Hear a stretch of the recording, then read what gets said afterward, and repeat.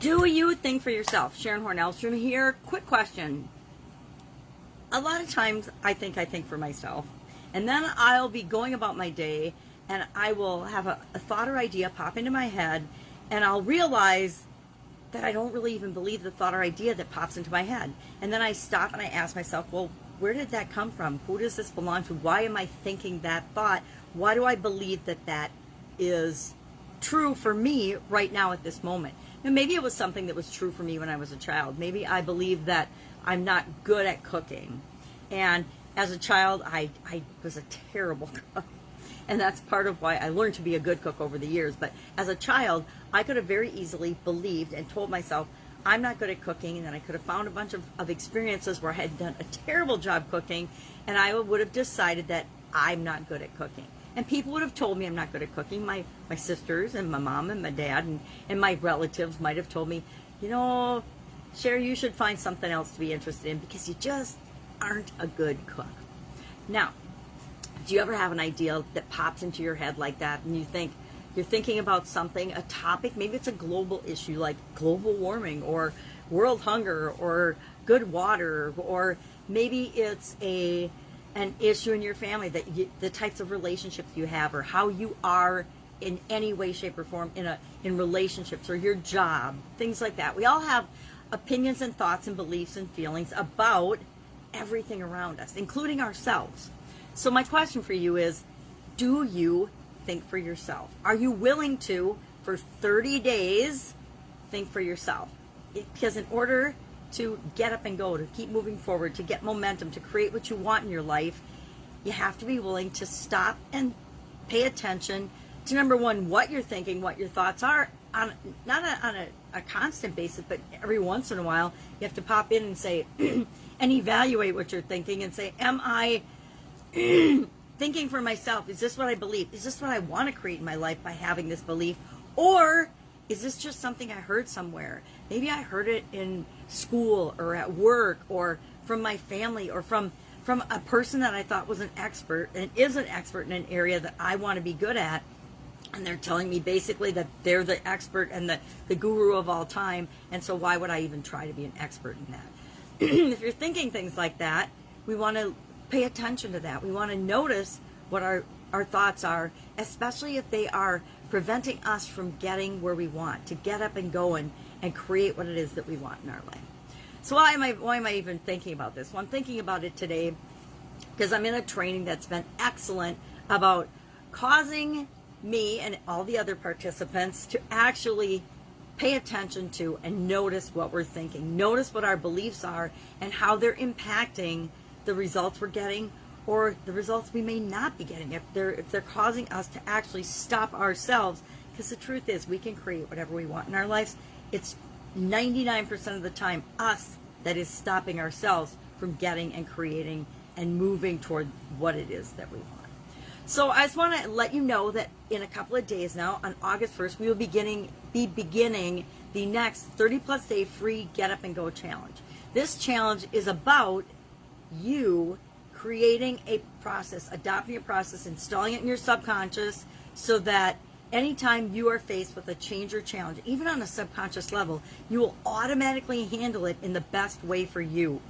Not the best way for me, not the best way for your cousins or your family or your friends or your coworkers or your neighbors, the best way for you at this current time in your life. Now, who else would like to automatically know that whenever they're faced with a change or a challenge, they're going to automatically react and respond in a way that's best for them? Sign me up, right? Well, we've done this 7 times now. This will be our 8th free 30-day Get Up and Go challenge since COVID-19 started, since the COVID pandemic and all the shutdowns and all the cancellations and all the changes that were mandated for the vast majority of us took effect. We've been doing this challenge to help guarantee that we get better results after we face a challenge or change than before we have. We want to always be better off after a change. And we want to make it as automatic as breathing so we don't actually have to think about every time we're faced with a change. Here's a question for you. How many changes or challenges have you dealt with in your life? I love to ask that question at the beginning of the Get Up and Go challenge because I don't think we realize how inundated we all are with tons of information, tons of changes, tons of challenges, tons of opportunities. People like to say, oh, there's a once in a lifetime opportunity. I say nonsense. There's no such thing as a once in a lifetime opportunity. We are inundated and surrounded by infinite possibilities and infinite opportunities all the time. And when we are ready, we will act upon or see those opportunities. So anyway, challenge starts a couple of days, August 1st, right here on the Get Up and Go Challenge page. I want to invite you to join us 10 minutes a day. All it's going to take is 10 minutes or less of listening to the day's challenge or lesson. Then we'll be given an action item, a little thing that you need to do based on a tool that I share in those 10 minutes. I know, challenge for me to keep it to 10 minutes. That you can try on, use, and apply. Well, what if you've already used this tool or strategy before? Guess what? You'll be able to do it faster. Or maybe I'll have a tweak or a twist to it that you haven't experienced or thought of yet.